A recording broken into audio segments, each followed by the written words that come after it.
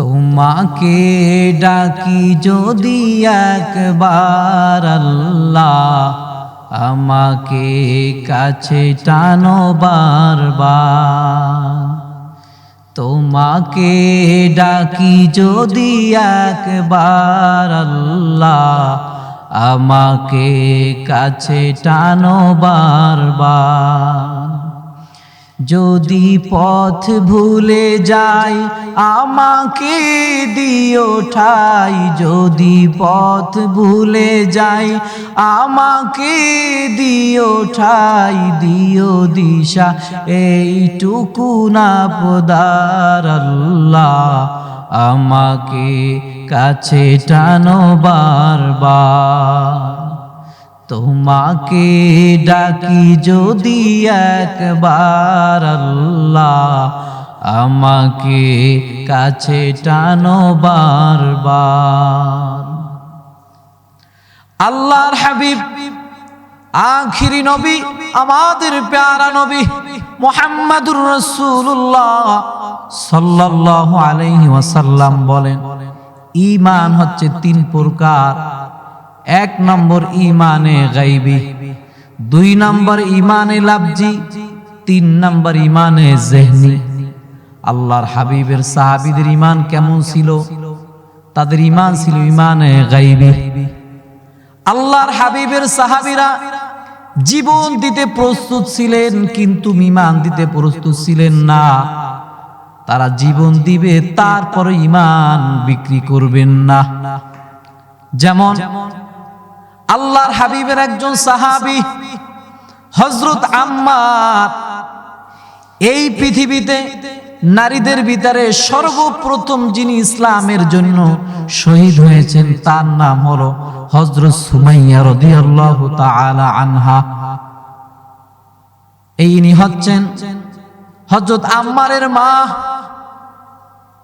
হযরত আম্মারের মাকে কাফেররা, মুশরিকরা, আমার ভাইরা, এই আবু জাহাল বেয়াদবটা পাথর মেরে মেরে তারপরে হযরত সুমাইয়াকে হত্যা করেছে। শুধু তাই নয়, আল্লাহর হাবিবের সাহাবী হযরত আম্মার দিন রাত 24 ঘন্টা তাকে নির্যাতন করতেন, মারধর করতেন। এক সময় তার শরীরের ভিতরে এই আবু জাহাল আগুন ধরায় দিলেন, আগুন ধরিয়ে দিলেন, ধাউ ধাউ করে জ্বলতেছেন। হযরত আম্মার চিৎকার করতেছেন, লোকদেরকে বলতেছেন, ও মক্কার লোকেরা, আমাকে একটু পানি দাও, আমি পুড়ে যাচ্ছি, আমার জিহ্বাটা শুকিয়ে গেছে, আমাকে একটু পানি দাও। কেউ পানি দেয় না আবু জাহালের ভয়তে, কেউ পানি দেয় না। হযরত আম্মার চিৎকার করতেছেন, ওই অবস্থায় আল্লাহর হাবিবের কাছে চলে গেলেন। যাওয়ার পরে আল্লাহর হাবিব দেখলেন তার শরীরে ধাউ ধাউ করে আগুন জ্বলতেছে। আল্লাহর হাবিব আখিরি নবী, আমাদের প্যারা নবীজি আমার মুহাম্মাদুর রাসূলুল্লাহ সাল্লাল্লাহু আলাইহি ওয়াসাল্লাম আগুনকে একটা ধমক দিলেন, আগুন থাম। তুমি জানো কার উপরে তুমি জ্বলতেছো? তুমি কি তাকে চিনো? ও হচ্ছে আমার সাহাবী, আমার প্রিয় সাহাবী। আমি নিষেধ করেছি, খবরদার খবরদার, ওর শরীরে তুমি জ্বলবা না, ওর শরীরে তুমি আরামদায়ক হয়ে যাও। আল্লাহর হাবিব তিনি ফু দিলেন না, বালিও মারলেন না, পানিও দিলেন না। আল্লাহর হাবিব বলতে দেরি, আমার ভাইরা, সাথে সাথে আগুনটা নিভে গেল এবং পুরা শরীরটা শান্তিদায়কের ব্যবস্থা একজন করে দিলেন। তিনি কে? আপনি দেখেন হযরত আম্মার, তার ঈমানটা কেমন ছিল। আল্লাহর হাবিবের প্রতি ঈমান আনার পরে কালেমা পড়েছে, একটাই শুধু অপরাধ, এই অপরাধের কারণে হযরত আম্মারকে এইভাবে শাস্তি দিয়েছেন।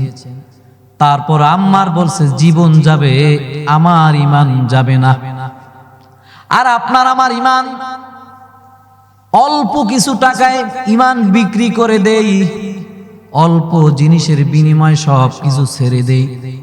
আপনি একটু তাকান, আল্লাহর হাবিবের সাহাবীদের ঈমানটা কতটা মজবুত ছিল, আর আপনার আমার ঈমানটা কতটা দুর্বল ছিল, এখনো আছে। এই যে হযরত বেলাল এমন একজন সাহাবী, তার চেহারাও তেমন সুন্দর না, চেহারাটা ছিল কালো, কথা বলতে পারতো না, তোতলা, কথা বলতে গেলে মুখে বাজতো। এই বেলাল এমন একজন সাহাবী যার ব্যাপারে আল্লাহর হাবিব বলেন জান্নাতের ভিতরে আল্লাহর হাবিবের সাথে সর্বপ্রথম জান্নাতে যিনি যাবেন তিনি হচ্ছেন হযরত বেলাল। আল্লাহর হাবিবের সাথে সর্বপ্রথম হযরত বেলাল যাবেন। এই বেলাল ঈমান আনার কারণে কাফেররা মুশরিকরা বারবার তাকে আঘাত করতেছেন। আমার ভাইরা ওই মরুভূমির ভিতরে চিৎ করে শোয়াইলেন, আঘাত করতেছেন, পাথর দিয়ে মাথার উপরে আঘাত করতেছেন, এক একটা আঘাত করতেছেন, মাথা ফেটে ফেটে রক্ত বের হচ্ছে, আর আওয়াজ দিচ্ছেন, বলতেছেন আহাত আহাত আহাত, বারবার একই কথা বলতেছেন। ওই পথ দিয়ে আল্লাহর হাবিবের সাহাবী হযরত আবু বকর সিদ্দিক রাদিয়াল্লাহু তাআলা আনহু তিনি যাচ্ছিলেন, আর তিনি লক্ষ্য করে দেখতেছেন হযরত বেলালকে আঘাত করতেছে, আর বেলালের জবান থেকে শুধু আহাত আহাত শব্দটি শোনা যাচ্ছে। আবু বকর বলতেছেন, ও ভাই বেলাল, ভাইজান আমার, আপনি যদি আহাত আস্তে বলেন তাও আমার আল্লাহ শুনবেন, আর যদি জোরেও বলেন তাও আমার আল্লাহ শুনবেন। ভাইজান আমার, আপনি দেখতেছেন আপনি যদি জোরে জোরে আহাত বলেন, ওই কাফেররা মুশরিকরা বেঈমানরা আপনাকে আঘাত করতেছেন, বেশি বেশি করতেছেন। ভাইজান আমার, আপনি আস্তে আস্তে বলেন। বেলাল বললেন, ভাইজান আমার, আমি চেষ্টা করব। আবু বকর চলে গেলেন, আবার আসলেন, ফেরার পথে দেখতেছেন যেই বেলালকে বারণ করলেন, আহাত বলতে বারণ করলেন, ওই বেলাল একইভাবে জোরে জোরে আহাত আহাত বলতেছে। এবার আবু বকর বললেন, ও ভাই বেলাল, ভাইজান আমার, আপনাকে না আমি বললাম আপনি আস্তে বলেন। বেলাল ডাক দিয়া বললেন, আবু বকর, আল্লাহর জাতের কসম, ওরা আমাকে যতটা আঘাত করুক, ওরা আমাকে যতটা কষ্ট দেয়, ওই কষ্টগুলি আমার কাছে কোনো কিছু মনে হয় না। যখন আমাকে আঘাত করে আর আমি যখন আহাত বলি, আমার ভাইরা, আহাত বলতে দেরি দুনিয়ার সব কষ্ট আমি বেলাল ভুলে যাই। আপনি চিন্তা করেন তাদের ঈমান আর আপনার আমার ঈমান। আপনি একটু লক্ষ্য করেন, ঈমান শুধু এতটুক না, কালেমা পড়লাম আর নামাজ রোজা হজ যাকাত কোনো কিছুর দরকার নাই, না না। আল্লাহর হাবিবের সাহাবীরা তারা কতটা আল্লাহকে ভয় করত। আল্লাহর হাবিবের সাহাবীরা আল্লাহকে কতটা ভয় করত, আপনি একটু তাকান, আপনি একটু লক্ষ্য করেন। আল্লাহর হাবিবের একজন প্রিয় সাহাবী হযরত হুযায়ফা, আল্লাহর হাবিব মুনাফিকের লিস্টটা হযরত হুযায়ফার কাছে দিয়েছেন। যখনই হযরত ওমর জানতে পারলেন মুনাফিকের লিস্ট হযরত হুযায়ফার কাছে দিয়েছেন, জানতে দেরি হযরত ওমর হযরত হুযায়ফার বাড়িতে চলে গেলেন, ডাক দিলেন, ভাইজান আমার, দরজা খুলেন। ভাই ওমর ডাক দিলেন হযরত হোজাইফাকে ডাক দিলেন, ও হোজাইফা, কোথায় আছো ভাই? দরজাটা খুলো। হোজাইফা দরজা খুললেন। দরজা খোলার পরে হযরত ওমর বললেন, ভাইজান আমার, আমি শুনতে পেরেছি আল্লাহর হাবিব তোমার কাছে মুনাফিকের লিস্ট দিয়েছে। আমি একটু জানতে চাই হোজাইফা, ওই মুনাফিকের লিস্টে আমি ওমরের নামটা আছে নাকি? ওমর বলতেছে, ভাই আমার নামটা মুনাফিকের লিস্টে আছে নাকি?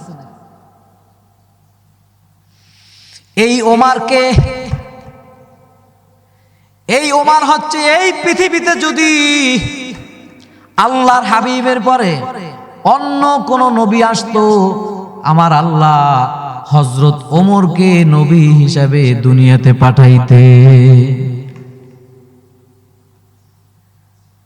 কিন্তু আমার নবী, আনা খাতামুন নাবিয়্যিন লা নাবিয়্যা বাদি, আমার নবী শেষ নবী, আমার নবীর পরে আর কোন নবী আসবে না। যদি আসতো আমার আল্লাহ হযরত ওমরকে নবী হিসেবে দুনিয়াতে পাঠাইতে, তাহলে এই ওমরের মর্যাদা বেশি না কম? বেশি না কম? এই ওমর হোজাইফাকে বলতেছেন, ও হোজাইফা, আমি একটু জানতে চাই আমার নামটা মুনাফিকের লিস্টে আছে নাকি? হোজাইফা বললেন, ভাইজান আমার, এই লিস্টটা আল্লাহর হাবিবের দেওয়া আমানত, আমানতের খেয়ানত আমি করতে পারবো না। কারণ আমানতের খেয়ানত তো তারাই করে যারা হচ্ছে মুনাফিক। আমি তো মুনাফিক না, আমি তো আমানতের খেয়ানত করতে পারবো না। ওমর বললেন, ভাইজান আমার, আপনি একবার বলেন। হোজাইফা বললেন, না না, আমার বলার এখতিয়ার নাই, আপনি চলে যান। আল্লাহর হাবিবের সাহাবী হযরত ওমর বাড়িতে চলে গেলেন। ঘুম নাই, পেরেশান, চিন্তা, এক এক করে চিন্তা আসতেছে। আয় হায়, মনে হয় আমার নামটা মুনাফিকের লিস্টে আছে। গভীর রাত হয়ে গেল, বৃষ্টি পড়তেছেন। হযরত ওমর ঘরের ভিতরে থাকতে পারলেন না, ঘর থেকে বের হলেন, আবার হযরত হোজাইফার বাড়িতে চলে গেলেন। আস্তে করে নক করলেন, ও হোজাইফা, দরজা খুলো ভাইজান। আমি এবার জানতে এসেছি, আমি ওমর যদি আগামীকাল দুনিয়া ছেড়ে বিদায় নিয়ে চলে যাই, তুমি কি আমার জানাজা পড়াবা নাকি, অথবা পড়বা নাকি? আমি এই জিনিসটা জানতে চাই। আমি ওমর আগামীকাল যদি বিদায় নেই, তুমি কি আমার জানাজা পড়বা অথবা পড়াবা? হোজাইফা ডাক দিয়া বললেন, ও ওমর, অবশ্যই আমি আপনার জানাজা পড়ব, অবশ্যই, কারণ আপনি হচ্ছেন আল্লাহর হাবিবের সাহাবী ওমর। কেন পড়ব না? অবশ্যই পড়ব। ওমর এবার মিসকি হেসে দিলেন। এবার তিনি বুঝতে পারলেন, অবশ্যই আমার নামটা মুনাফিকের লিস্টে নাই, কারণ হুযায়ফা কোন মুনাফিকের জানাজায় উপস্থিত হন না, তাই আমার নাম নাই বিদায় তিনি জানাজায় উপস্থিত হবে। তবে এখন পর্যন্ত আমি নিশ্চিত হইতে পারি নাই আমার আল্লাহ কোন জিনিসটা দিয়া জানি আমি ওমরকে পাকড়াও করে ফেলে। এটার নাম হচ্ছে ভয়। আর আপনার আমার ভয়, আপনি কতটুকু ভয় করেন?